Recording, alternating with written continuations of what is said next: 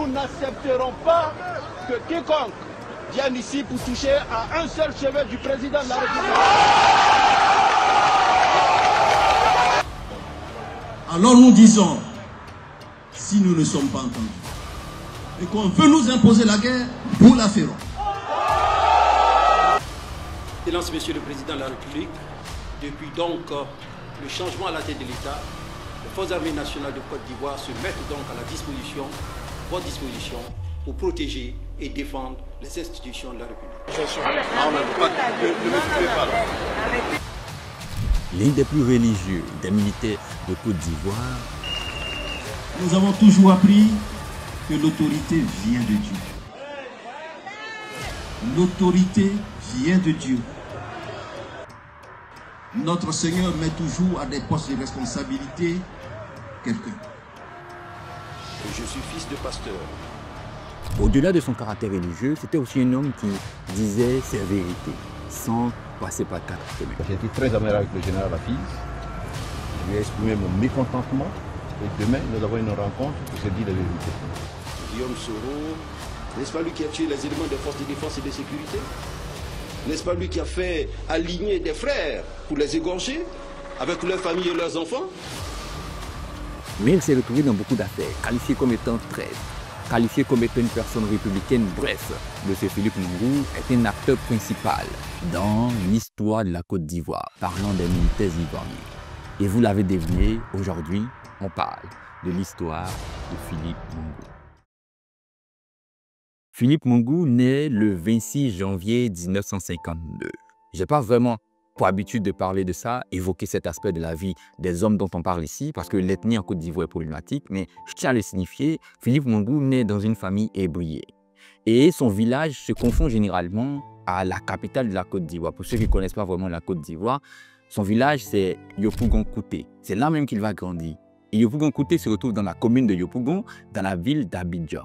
C'est là qu'il grandit, fait ses premiers pas. Il naît au sein d'une famille très religieuse parce que son ethnie, de façon générale, est au-delà de sa tradition qu'elle pratique avec bravoure, très religieuse. Donc il grandit dans une famille très religieuse avec un père qui est pasteur même dans l'église méthodiste de Côte d'Ivoire, qui porte le nom de François Coutouan Mangou.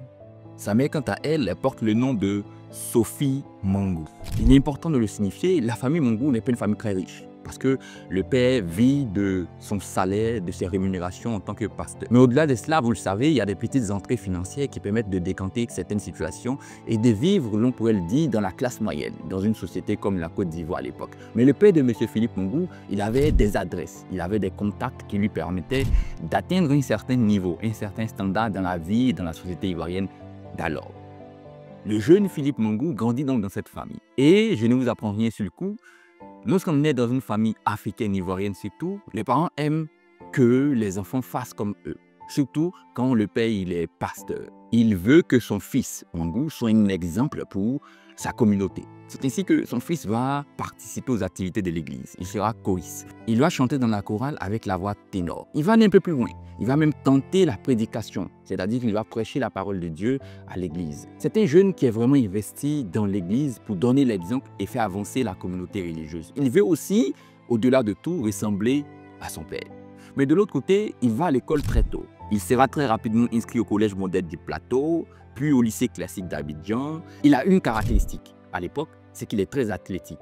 Tout le monde le suit, il le prend comme exemple. Lorsqu'il y a les cours d'éducation physique et sportive, qu'on appelle en Côte d'Ivoire EPS généralement, il est vraiment un exemple quoi. Alors qu'il était choriste, prédicateur junior, il ne va pas vraiment continuer dans la religion. Parce que lui, il va aller à l'université. Il va faire des études de droit. 3 ans plus tard, après avoir obtenu son diplôme de droit, il va s'orienter vers l'armée et intègre l'EFA, l'école des forces armées de Bouaké, en 1978. À la sortie de l'EFA, il va poursuivre sa formation dans le cadre d'une formation spéciale en stratégie militaire. Il va commencer un stage en France en 1980 à Saumur, puis beaucoup plus tard en 1991 à l'état-major interarmée de Compiègne. Mais il faut savoir qu'en 1988, il est affecté à l'EFA en tant que CB, commandant de brigade. À cette période, il n'y avait pas assez de cadres dans l'armée qui avaient un niveau intellectuel comme le sien. Il va gravir les échelons très rapidement avec cette différence et en 1991, il est muté à la garde républicaine, à Abidjan, à Treichville, en qualité de commandant en second du 1er bataillon blindé en 1991. À cette époque, ils étaient encore rattachés à la présidence. C'est par la suite en 2000 qu'il y aurait un détachement. Mais on ne va pas rentrer dans les détails. Il faut savoir que lorsqu'il arrive là, il va commencer à sentir un comportement étrange. Parce que dans l'armée, à cette période-là, il y avait vraiment l'ethnicité qui était présente. Et il y a eu la première mutinerie en 90 de l'armée. Donc il y a des esprits de comportement déviants qui vont commencer à s'installer dans l'armée. Mais lui, qui est censé recevoir les ordres, il va recevoir des ordres et des indications très différentes et dangereuses qui vont l'interpeller. On lui donne des consignes et des ordres qui sont différentes de ce qu'il a pour habitude de recevoir et qui, l'interpellant, vont le faire sentir la naissance de la préparation d'un coup d'État. En 1995, il y a la préparation d'un coup d'État. On lui demande de vérifier si le dispositif armé est là, si tout va bien, si les soldats sont prêts, si... Il vérifie des choses qu'il n'a pas pour habitude de vérifier et qu'il normalement ne devrait pas vérifier avec une récurrence comme celle qu'on lui demandait. Il pressent une tentative de coup d'État. Il lui a informé certains soldats qui eux également pressentaient cela. Naturellement, ensemble, ils vont militer en faveur pour éteindre cette naissance de coup d'État qui passait sous le narine. C'est ainsi qu'ils vont se mettre ensemble. Philippe Mangou, Doboblé et Rimac pouvant empêcher la matérialisation de ce coup d'État en 1995. Donc c'était en 1995. En 1995, il y avait une tentative de coup d'État. Moi j'étais commandant second au niveau du bataillon blindé. Il y avait le cousin du général Gueye qui était le chef de corps. Donc comme on a su, parce qu'il me donnait souvent certaines instructions qui ne me paraissaient pas très claires, entre autres vérifier le symbolotage des engins, vérifier la mise à feu des engins, s'assurer qu'on a des munitions. Et donc ça paraissait vraiment pas très clair. Et de fil en aiguille, on s'est aperçu que du côté du 1er bataillon d'infanterie, des officiers étaient en train de s'organiser pour éventuellement faire un coup d'État. Quand on a su, j'étais à l'époque avec Doboblé. J'étais aussi avec, à l'époque, ils étaient capitaines, le capitaine Kwame Julien, actuellement général, commandant les forces terrestres. Et Remarque, qui lui était, en ce moment c'était la FIRPAC, à la force d'intervention rapide paracommando. Nous avons donc pris un certain nombre de dispositions pour empêcher la sortie des unités de l'infanterie. Donc Remarque du côté de la FIRPAC et moi du côté du bébé.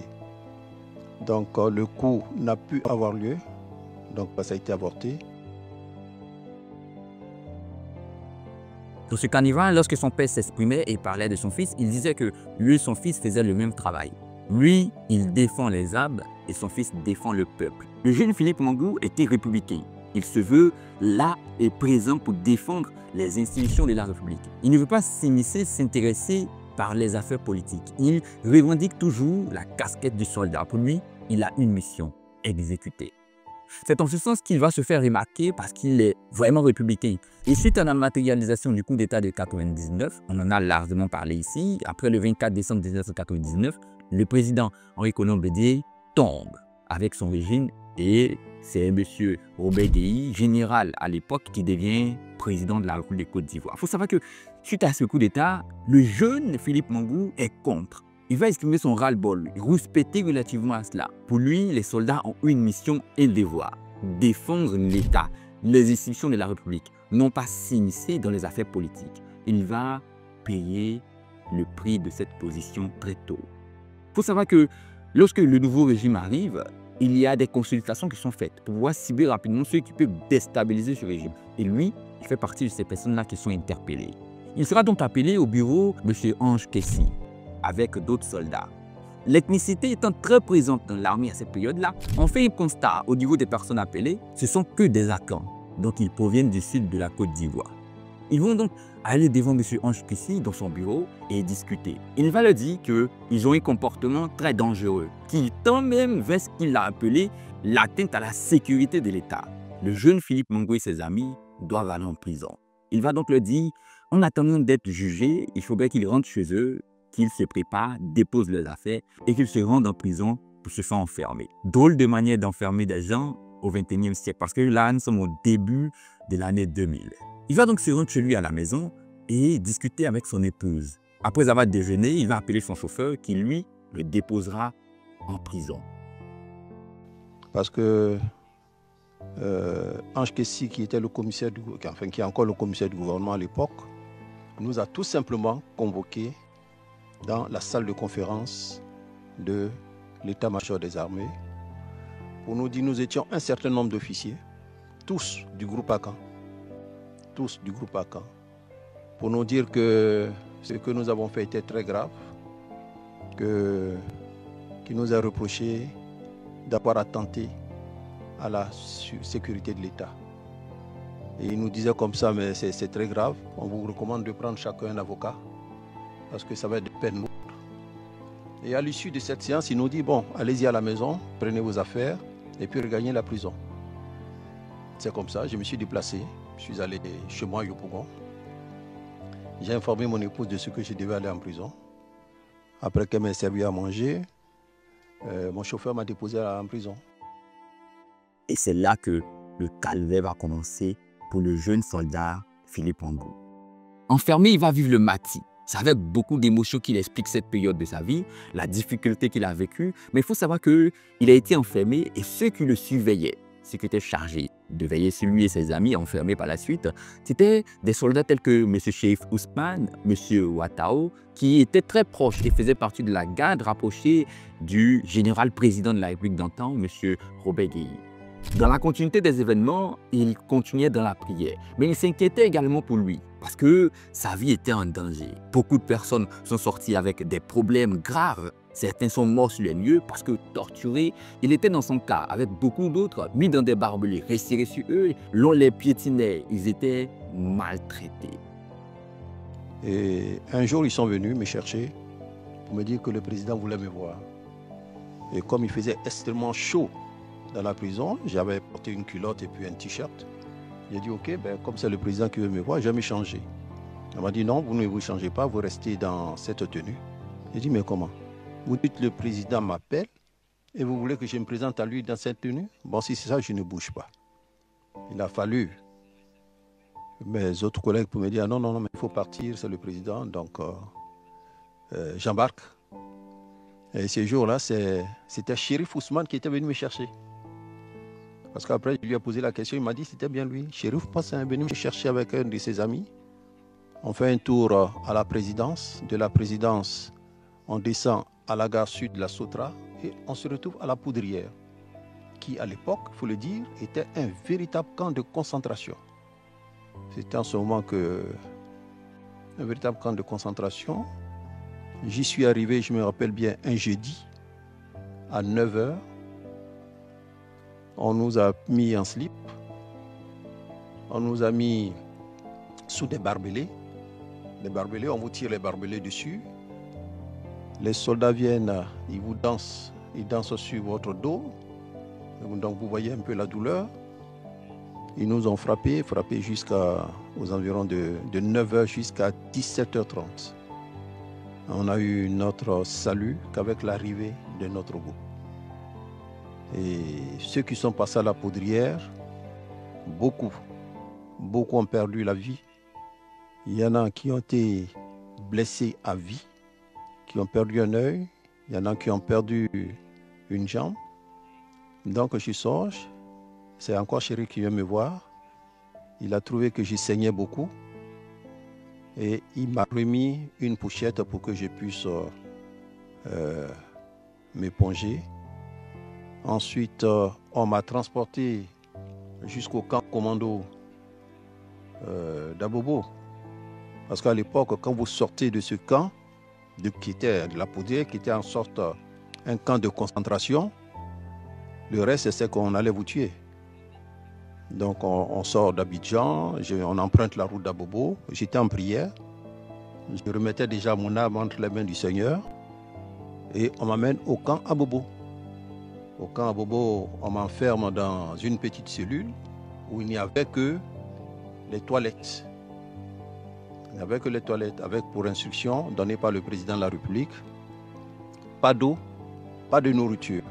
On m'enferme. Dès que je suis arrivé, j'avais tellement soif depuis 9 h jusqu'au soir, à 17 h, sans nourriture et rien. On nous avait rasé la nourriture de midi. Je pensais pouvoir partager ça avec eux. Donc, on prend la sauce, on vous verse sur la tête. Donc, j'arrive, je relève un peu le couvercle. Je prends de l'eau. Dès que je bois, je tombe dans les pommes. Ce doigt, il est fracturé, complètement fracturé. Il était fracturé. Ils n'ont pas voulu que j'aille me faire soigner. Le corps, il est lacéré. Mais il y aura un événement très étrange qui surviendra. 2 soldats faisant diversion vont venir vers lui et l'un demandera le contact de son épouse. Contact qu'il ne voudra pas donner, mais suite à des menaces, il va donner ce contact. J'entends venir deux gendarmes. 2 gendarmes. Un qui fait la diversion, qui dit, il est où? On va le tuer, on va le tuer, on va le tuer. Et il ouvre le portail et il me dit, remets-moi vite le numéro de cellulaire de ton épouse. C'était un jeune ébrié. Donc je lui ai remis le numéro de cellulaire de mon épouse. Il est allé prévenir la Croix-Rouge. Et c'est la Croix-Rouge qui est venue et qui m'a sorti de là. Bon, j'avoue que ce gendarme, devenu chef d'état-major des armées, j'ai cherché à le rencontrer. Je ne savais pas qui c'était. Suite à tout cela, il y aura la nuit du 17 au 18 septembre 2000. Nuit au cours de laquelle il y a une tentative d'assassinat contre le président Robert Gueye. Vous savez certainement ce qui s'est passé, ce qui portera par la suite la dénomination de complot du cheval blanc. Le général Robert Gueye va enfermer certains soldats qui autrefois étaient ceux-là qui surveillaient, veillaient sur les soldats préalablement enfermés, parmi lesquels faisait partie Philippe Mongou. Ils sont enfermés avec eux. Mais les soldats préalablement enfermés, qui étaient surveillés par ces soldats qui viennent de se faire enfermer, ne vont pas s'entendre. Les tout premiers soldats enfermés vont même s'en prendre aux anciens soldats. Il y aurait un moment de tension entre eux. C'est par la suite, après discussion, se rendant compte qu'ils sont en toute évidence dans la même situation, qu'ils vont s'entendre et coopérer. Il y aura même des moments de prière ensemble, où il n'y a plus chrétiens et musulmans, ils vont se préparer, espérant ne pas mourir pendant ce moment-là. Je suis en prison jusqu'à ce qu'il y ait le coup du cheval blanc.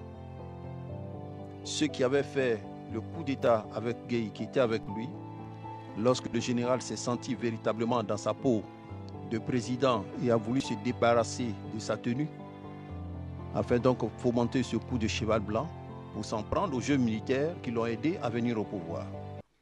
Donc les mêmes qui nous avaient mis en prison, les mêmes, on les retrouve avec nous. On les retrouve avec nous. Donc quand ils sont arrivés, nous on n'a pas voulu que les recevoir. Donc ils étaient dans le jardin du MES. Et bon, après, on s'est concerté entre nous et puis on les a acceptés.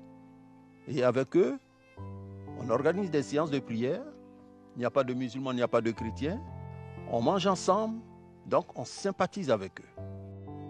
En octobre 2000, il y a l'élection présidentielle qui se tient. Et suite à cette élection, il y a un brouhaha dans lequel vont se faufiler ces soldats enfermés.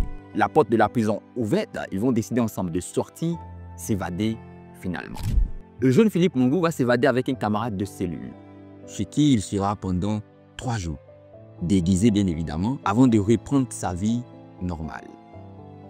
Sorti de prison, il ne va pas tarder avant d'être récupéré dans l'armée. Il va intégrer le ministère de la Défense, à l'époque dirigé par M.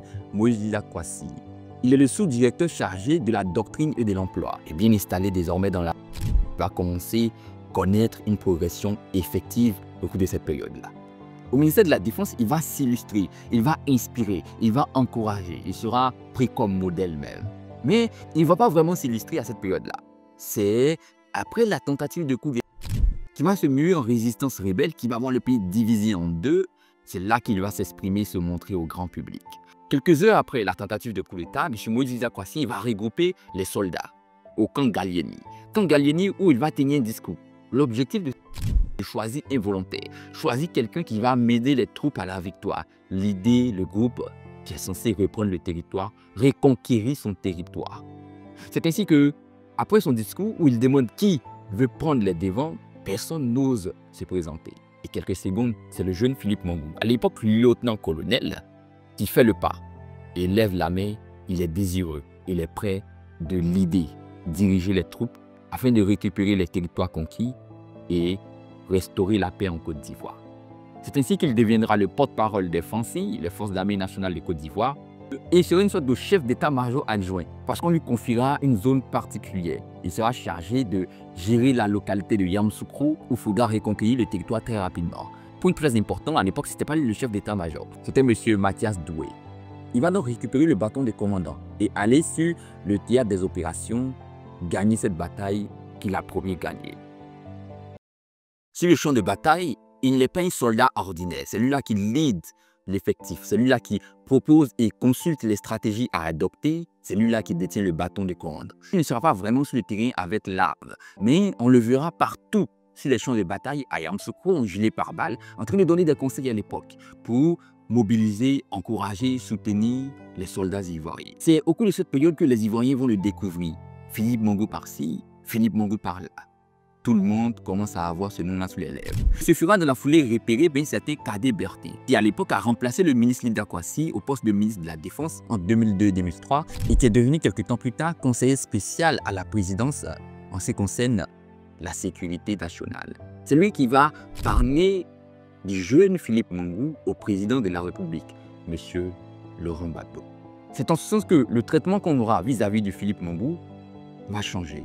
Il est désormais comme un chef d'état-major adjoint. Il est courageux. On lui confie certaines tâches, on voit en lui un espoir pour relever l'armée parce qu'il a des valeurs républicaines poussées. Bref, il est perçu comme la personne providence à cette époque-là pour faire sortir l'armée des différents problèmes dans lesquels celle-ci se trouve. Il y aurait un événement qui va lui profiter, l'opération Dignité. Il faut savoir qu'en 2004, il fait partie des acteurs principaux qui vont concevoir l'opération Dignité, dont l'objectif est de récupérer les sols ivoiriens conquis dans le nord, plus précisément la localité de Boaké. L'opération Dignité va se solder par un échec où l'armée va toucher des positions françaises, il y aura la destruction des aéronefs ivoiriens, la marche des Ivoiriens, bref, plein d'événements vont se passer. Et dans la foulée, il y aura la descente de l'armée française avec de nombreux chars en direction de la résidence du président Laurent Gbagbo, ce qui va susciter la haine et la colère des Ivoiriens qui vont sortir dans les rues.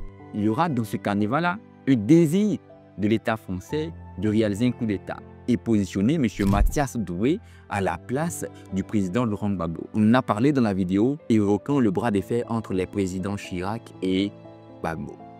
Au sortir de ces événements, la confiance qu'avait le président Laurent Gbagbo en son chef d'état-major, M. Mathias Doué, descend au plus bas. Et en ce sens qu'il sera remplacé par le jeune prometteur, Philippe Mongo.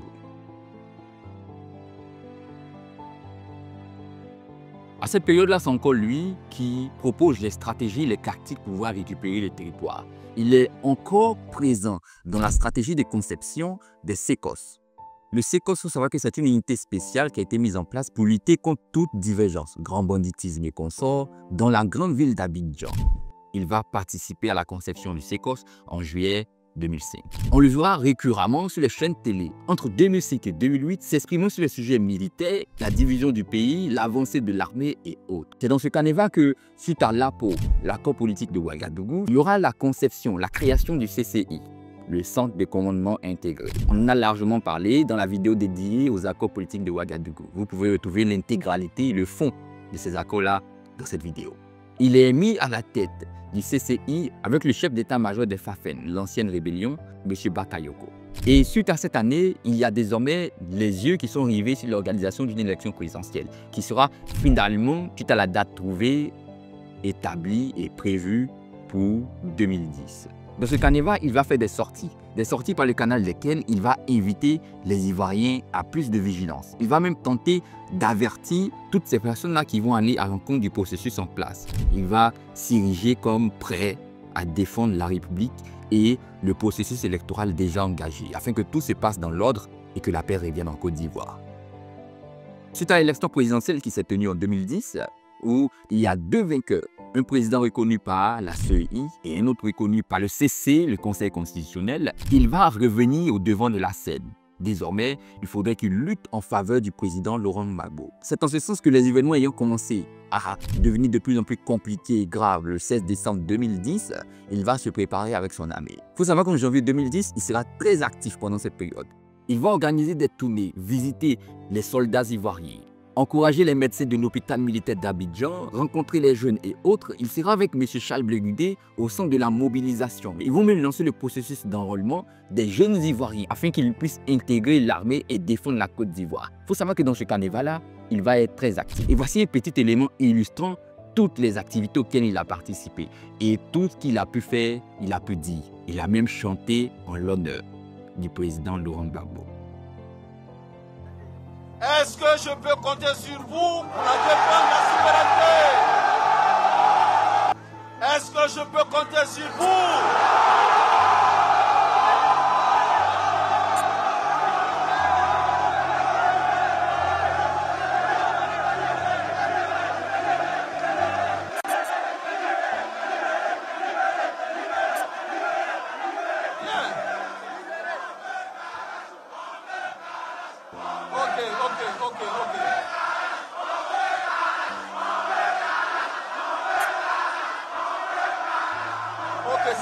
C'est compris. Pour la Côte d'Ivoire, donc, je voudrais vous dire à tous et à toutes un grand merci. Je suis très amer et très déçu du comportement des forces impartiales. Hier, le général Hafiz, avec insistance, m'avait demandé de voler au secours de certains de nos frères des forces impartiales qui avaient été bloqués par une foule évaluée à près de 6000 personnes. Je suis parti de mon bureau à 9 h, je ne suis rentré à la base qu'à 15 h. C'est dire que les négociations ont véritablement achoppé avec la jeunesse, mais Dieu merci, les jeunes m'ont compris et nous avons pu extirper 13 éléments de forces impartiales de l'ONU ici. Ce n'est pas normal. Moi, j'ai toujours accusé les forces onusiennes d'être de connivence avec les rebelles. Je l'ai toujours dit.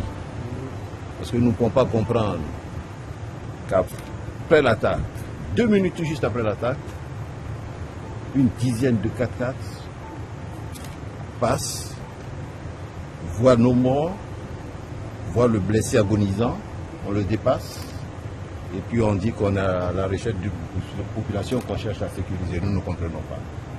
Et peu de temps après, ils sont repassés en effectuant des tirs. Alors j'ai été très amer avec le général Hafiz.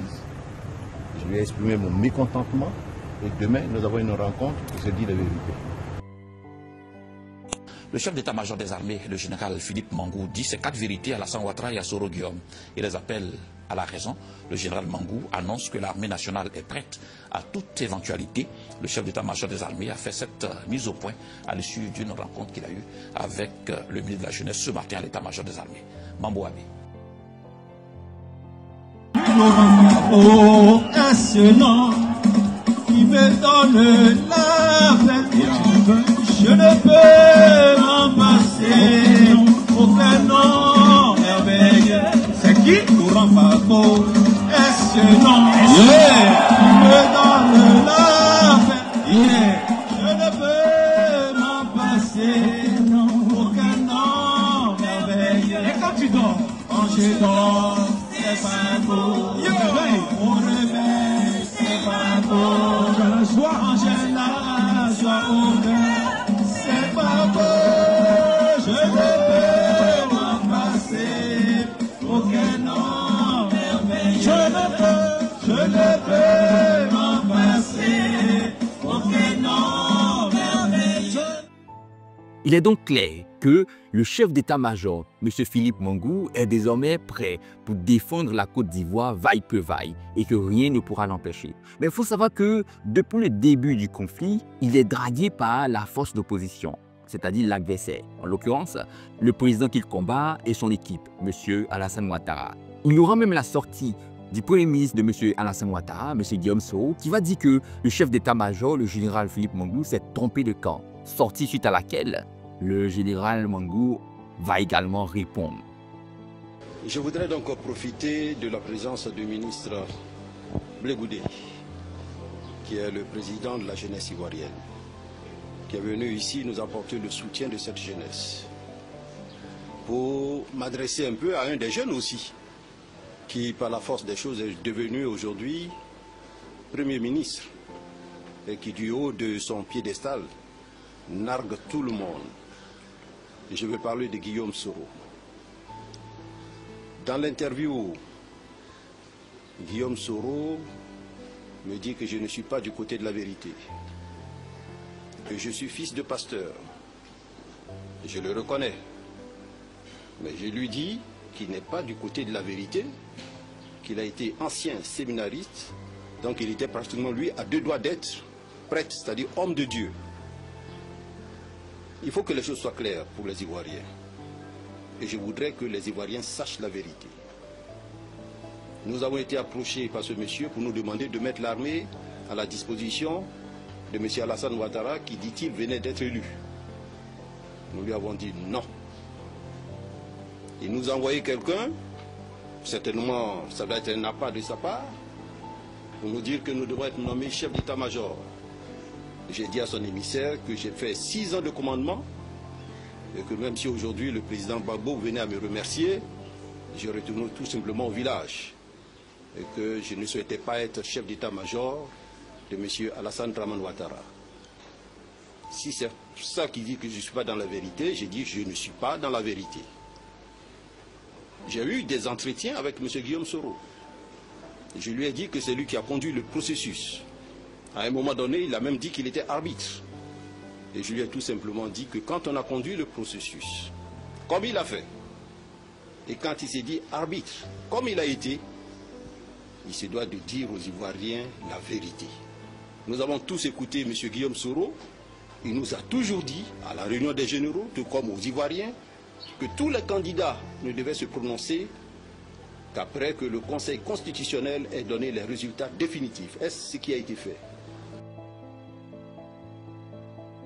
Ce sera un conflit à la fois verbal, médiatique, que militaire. Ils seront prêts et seront en train de se battre à tous les plans, à tous les niveaux.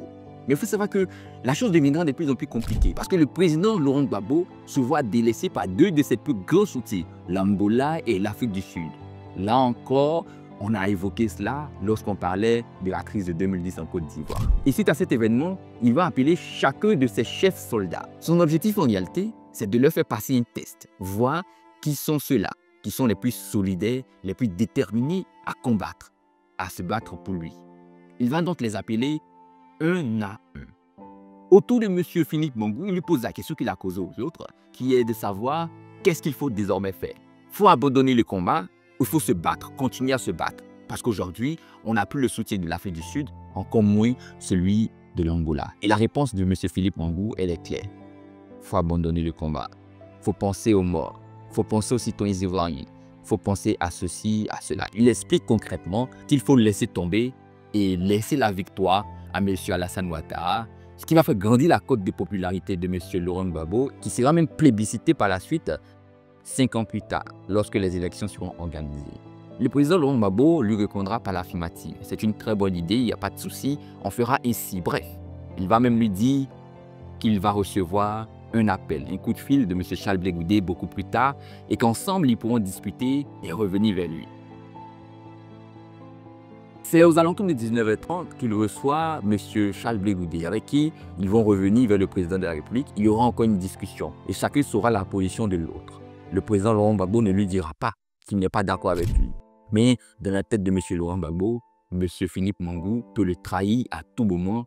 Mais M. Philippe Mangou est également conscient du fait que sa sortie n'a pas été identique à la sortie des autres chefs soldats. Du eux que la majorité ont tous dit qu'il faut continuer le combat. Il va donc se sentir dans une certaine mesure manipulé psychologiquement, écarté, humilié, bref. Il pense qu'il a fauté. Il sera chez lui un matin, en train de se doucher, où son épouse rapidement viendra vers lui et lui dira qu'il y a des tigres qui s'approchent de leur maison. Il faut savoir qu'ils habitent en Payo-Pougon, non loin de la forêt du Banco. Et rapidement, il va prendre son talkie-walkie et rentrer en contact avec les autres soldats sur le terrain, qui vont effectivement confirmer cette thèse. Sa maison est attaquée. Rapidement, il sort et récupère sa famille, ses enfants, sa femme et autres, et ils se rendront ensemble à la résidence de l'ambassadrice de l'Afrique du Sud en Côte d'Ivoire. Il faut savoir que là encore, il y a 2 explications Alors que certains disent que c'est l'équipe du RHDP, du RDR, qui a attaqué la résidence de M. Philippe Mangou ces jours-là, il y a une autre explication qui tend à signifier que ce sont les éléments du propre camp de M. Philippe Mangou qui, conscient du fait qu'il peut les trahir à n'importe quel moment, étaient désireux de l'éteindre, d'assassiner M. Philippe Mangou. Bref, il n'y a pas eu d'explication effective à ce sujet, mais lui-même, M. Philippe Mangou, défend la thèse selon laquelle il aurait été attaqué par des soldats provenant de son propre camp. Des soldats qui ont été envoyés par le président Laurent Gbagbo et consorts. Par la suite, il va laisser sa famille et revenir discuter avec le président Laurent Gbagbo. Mais il est également conscient du fait qu'il a peu ou prou trahi le président, qui lui également sent et sait qu'il a été trahi. C'est ainsi qu'il va continuer le combat dans une certaine mesure parce qu'il ne sera plus le même chef d'état-major jusqu'à la chute du président Laurent Gbagbo dans la journée du 11 avril 2011. Chute suite à laquelle M. Philippe Mangou va le lendemain prêter allégeance, rejoindre le camp de M. Alassane Ouattara. Excellence, Monsieur le Président de la République, au nom des Forces armées nationales de Côte d'Ivoire, les tout premiers mots qui nous viennent sur les lèvres sont des mots de pardon, de réconciliation. Au nom des officiers, sous-officiers, militaires du rang, des Forces armées nationales de Côte d'Ivoire, armées des terres, air, marine nationale, nous venons à vous, Excellence Monsieur le Président de la République, pour nous mettre à votre disposition afin d'accomplir les missions que vous voudrez bien nous confier. Notre mission, c'est la défense de l'intégrité du territoire en tout temps, en tout lieu, en toutes circonstances. Notre mission, c'est la défense et la protection des institutions de la République. Depuis donc le changement à la tête de l'État, les Forces armées nationales de Côte d'Ivoire se mettent donc à votre disposition, pour protéger et défendre les institutions de la République. Je vous remercie. Il faut savoir que dans cette même journée du 12, il y a eu un conclave, un huis clos entre lui, M. Philippe Mangou, le président de la République, M. Alassane Ouattara, et M. Marcel Amon-Tano. Il y avait cette table, donc le sujet était celui du poste que devrait occuper M. Philippe Mangou. Le président Alassane Ouattara lui a proposé de rester en tant que chef d'état-major et continuer le combat qu'il a toujours fait pour la Côte d'Ivoire. Mais M. Philippe Mangou va dire qu'il n'est pas intéressé, qu'il ne veut plus, parce que certaines personnes vont le voir comme étant un traître et consort. Donc lui, il ne veut pas rester à la tête de l'état-major de Côte d'Ivoire. Mais le président Ouattara va insister. Il faudrait que tu restes, parce que je veux travailler dans le cadre des accords politiques de Ouagadougou, disait-il, pour faire ce qui a été prévu par la loi. C'est en ce sens que, au sortir de cette discussion, M. Philippe Mangou va rester en tant que chef d'état-major de Côte d'Ivoire, après le 12 avril 2011. Toujours chef d'état-major, il sera sur le terrain avec d'autres généraux, d'autres soldats. L'objectif, c'est de sensibiliser, mobiliser, mais concrétiser, matérialiser le désarmement à Abidjan, en Côte d'Ivoire. Ils vont donc rencontrer des ministres qui travaillaient pour le président Laurent Gbagbo, des soldats qui travaillaient pour le président Laurent Gbagbo et autres. L'objectif, discuter avec eux et les pousser au dépôt des armes. M. Philippe Mangou ne va pas durer à la tête de l'état-major de Côte d'Ivoire parce que le 10 août 2012, il est nommé et la cérémonie se réalise au Gabon, où il devient ambassadeur de Côte d'Ivoire au Gabon. À 10h30, il est reçu par le président gabonais et accrédité par le dit État. M. Philippe Mangou n'est plus un soldat, il est donc un diplomate, un ambassadeur de Côte d'Ivoire à l'étranger. Habituellement en Afrique, ceux qui partent sont un peu tristes, mais moi je peux vous dire que je suis très heureux de partir. Et ce, après bien sûr 6 ans de service à la tête de notre armée. Notre armée est à rebâtir et j'ai complètement foi et confiance en l'homme parce que je connais ses capacités de travailleur, et je le connais en tant qu'officier rigoureux. Je n'ai pas de doute qu'il va réussir sa mission. Depuis l'extérieur, il va multiplier les discours en faveur de la réconciliation. En 2013, alors que le président Alassane Ouattara devait se rendre au Gabon, il fera des sorties où il parlera du regard de certains Ivoiriens sur lui qui le voient comme étant un traître. Il parlera également des motifs pour lesquels il a rejoint le camp Ouattara parce qu'il travaille en tant que républicain. Il va expliquer et parler aux Ivoiriens. On le verra beaucoup plus tard, lors de l'organisation de l'élection présidentielle de 2015, événement qui va regrouper les Ivoiriens au Gabon. Ensemble, ils vont célébrer, préparer l'élection présidentielle. Il va prendre le micro et parler aux Ivoiriens. Il disait ceci. Je voudrais dire à mes frères ivoiriens, même si ma voix est lointaine, qu'au milieu de 1000 voix ne représente rien, mais c'est quand même la voix de l'ambassadeur à l'extérieur qui regarde son pays d'un peu loin, c'est qu'aussi les Ivoiriens participent massivement au vote. Et surtout que ces élections soient une élection apaisée. Nous avons besoin de paix pour permettre au président Alassane, à son gouvernement, de travailler efficacement. Nous avons besoin d'union, de solidarité pour permettre à l'ensemble du peuple ivoirien d'être solidaire du président Alassane pour qu'ensemble, chacun puisse apporter sa petite pierre à la reconstruction de notre pays. En 2017, il a appelé à ces pays en qualité de témoin pour expliquer les raisons pour lesquelles M. Laurent Gbagbo devrait être enfermé. Il faut savoir que les témoignages qui ont été faits par M. Philippe Mangou touchent beaucoup de sujets. Mais les plus importants sont ceux qui tournent autour de la mort des femmes lors de la marche en mars 2011 à Bobo. Aussi, le SECOS, où il parle du matériel utilisé par le SECOS qui n'était pas en réalité compatible à la raison pour laquelle le SECOS a été créé. Il touche beaucoup de sujets où, dans certains cas, il tente de dédouaner le président Laurent Gbagbo et dans d'autres où il le plonge profondément. Il accuse le président Laurent Gbagbo d'être à la base de beaucoup de mots, voire certains mots clés qui ont conduit la Côte d'Ivoire vers la catastrophe. Le 10 décembre 2010, le président m'appelle. Il me demande donc de venir le voir à son bureau aux environs de 13h30. Et quand j'arrive, je trouve le président debout devant sa table de travail avec à ses côtés feu le ministre Tagro. Et le président de me dire ceci. Textuellement, Tagro revient d'une mission du Togo où il a rencontré dans sa chambre d'hôtel Koné Zakaria. Après avoir parlé avec lui, Koné Zakaria est d'accord, moyennant 500 millions de francs, en vue de s'acheter des armes, des munitions et autres, de désorganiser le dispositif des forces républicaines de Côte d'Ivoire, c'est-à-dire les ex-FAFEN, à l'est de la Côte d'Ivoire. Et il me demandait de lui indiquer un point à partir duquel Koné Zakaria allait commencer son action. Surpris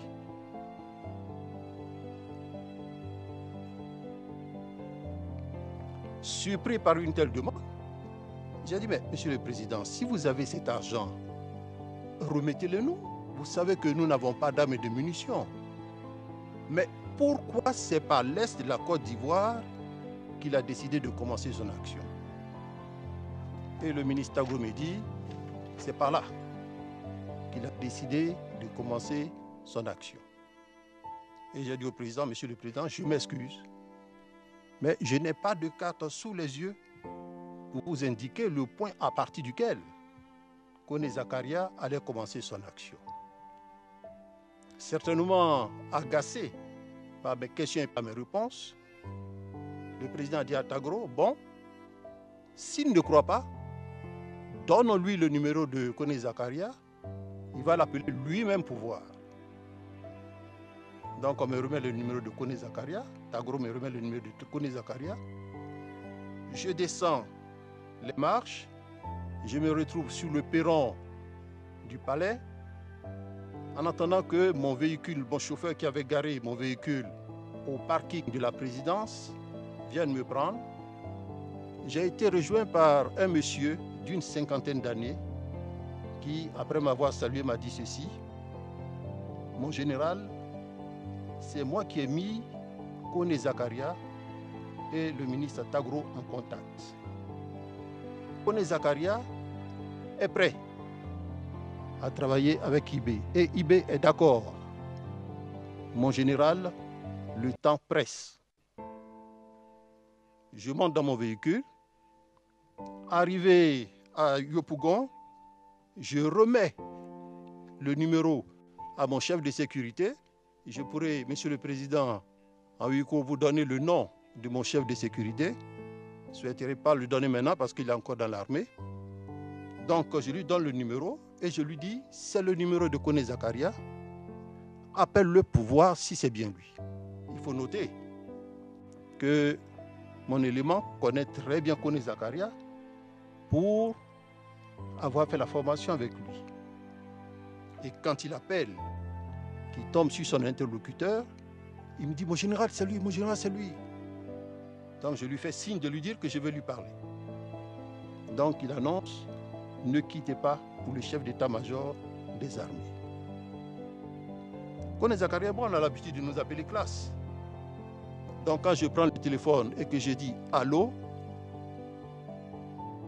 il me dit classe, bonjour. Et je réponds bonjour, comment vas-tu? Il me dit ça va. J'attends l'argent pour commencer le travail. Ce qui veut dire que quand je suis parti de la présidence de la République, quelqu'un l'a appelé pour dire que le général allait t'appeler. Voici ce dont j'ai été témoin. Pour répondre maintenant à votre question, maître, je voudrais dire qu'il y a eu effectivement collusion entre IB et Koné Zakaria. Je peux continuer? Merci. Pour l'opération au niveau d'Abobo. À court de logistique, Koné Zakaria va user de ruse et de perfidie pour faire croire au président Laurent Gbagbo et au ministre Tagro qu'il va mener une action qui leur serait favorable au nord-est, mais au lieu de mener cette action, ils sont descendus tout simplement au sud-est pour mener l'opération au niveau d'Abobo.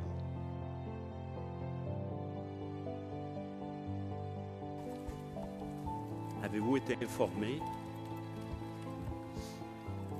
qu'il y a effectivement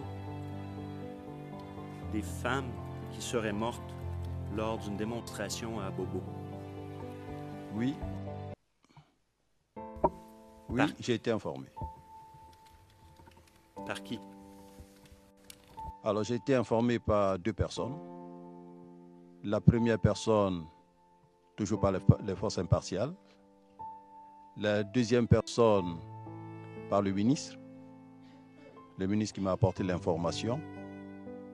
Donc, il m'a appelé pour me demander si nos éléments avaient effectué des tirs sur des femmes. La première chose que j'ai faite, c'est d'appeler Deto pour m'informer de ce qu'il a été informé de ce qu'une marche se passait à Bobo. Il m'a dit non. Et je lui ai demandé également, est-ce qu'il a été informé que nos hommes ont tiré sur des femmes? Il m'a dit non. Donc je suis parti revoir le ministre pour dire que suite à une enquête interne que nous avons menée, nos hommes n'ont pas effectué de tirs sur des femmes. Rendu a été qu'il n'en était rien. Non, pas qu'il n'en était rien, mais que nos hommes n'étaient pas impliqués. Que nos hommes n'étaient pas impliqués. Donc, expliquez-nous en détail ce que M. Deto-Leto vous a dit donc sur ce qui s'était produit à Bobo, s'il est à même de vous dire que vos hommes n'étaient pas impliqués. Donc, déjà, après la deuxième phase de l'opération, nos éléments ont rejoint le camp commando. Les faits ici se sont produits le 3 mars, donc nos éléments étaient au camp commando. Voilà. Donc, quand ils étaient renseignés, on n'a pas été attaqué ce jour-là. Donc, ce qui s'est passé avec les femmes, ce n'était pas nos hommes.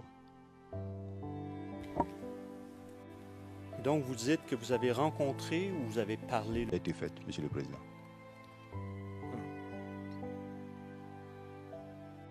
Ok. Le Président, fort bien, merci.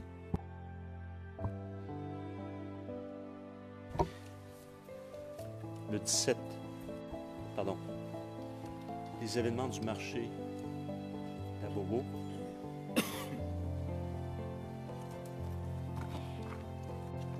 Donc, on en a touché un petit peu tout à l'heure, mais revenons-y. Comment avez-vous appris que des obus étaient tombés donc, sur ce marché? Là également, ce sont les forces impartiales qui nous ont informés. Et je crois que le ministre de la Défense aussi a dû être informé par ces mêmes forces impartiales, mais aussi par un groupe de journalistes qui lui ont apporté l'information.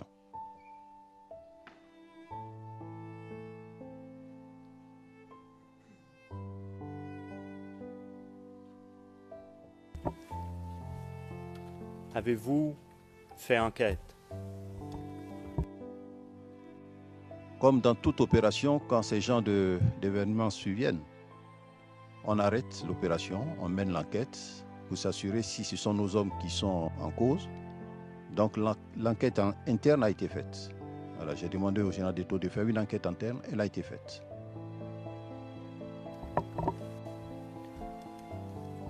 Qui des forces impartiales vous a informé? Et qu'est-ce que cette personne vous a dit? Alors, c'est le général Palacé qui m'a informé. Et là, il m'a dit, il m'a donné il m'a dit qu'il y avait, je crois, 3 morts, 3 personnes qui seraient mortes.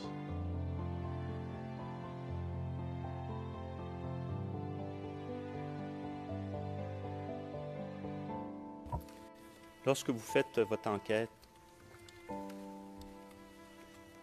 alors quelle est cette enquête interne que vous avez faite? Alors l'enquête interne, c'était de poser la question, de savoir si effectivement nos éléments avaient tiré. Non, ils n'ont pas tiré. Et quand nous-mêmes, nous voyons les caractéristiques de l'arme, le mortier 60, comme je l'ai souligné, qui est une arme d'infanterie avec laquelle on peut effectuer un tir de 100 à 1000. Nos éléments étaient au camp commando. À vol d'oiseau, ça peut être à 1500, 2000 mètres. Et puis, au camp commando, il y a quand même de grandes bâtisses. Mettre un mortier 60 en batterie, ne pas avoir visuel avec le marché et puis effectuer des tirs, ça nous a semblé vraiment impossible. Ça nous a semblé impossible.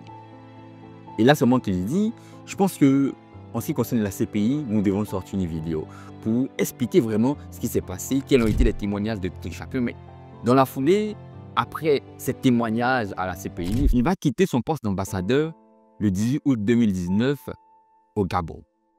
Direction l'Europe. Il sera nommé en tant qu'ambassadeur en Allemagne en novembre 2019. Mais il y a un problème parce que les dirigeants allemands ne veulent pas recevoir M. Philippe Mongo.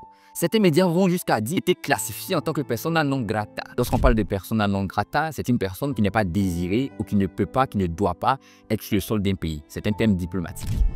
Mais les choses vont se régler par la suite avec beaucoup de négociations. Quelques temps plus tard, son périmètre d'action va s'élargir. Il sera ambassadeur de Côte d'Ivoire en Allemagne, en République tchèque et en Pologne, avec résidence à Berlin, en Allemagne. M. Philippe Mongo va passer 4 ans en tant qu'ambassadeur dans cette zone du monde et quitter sa fonction le 22 novembre 2024. Il rentre en Côte d'Ivoire et quelques temps après, il est nommé. Pour ceux qui nous suivent sur Instagram, naturellement, vous avez vu le post que nous avons fait ce jour-là. Il est nommé président du conseil de surveillance de l'Agence nationale de la sécurité des systèmes d'information ANSSI, ANSSI.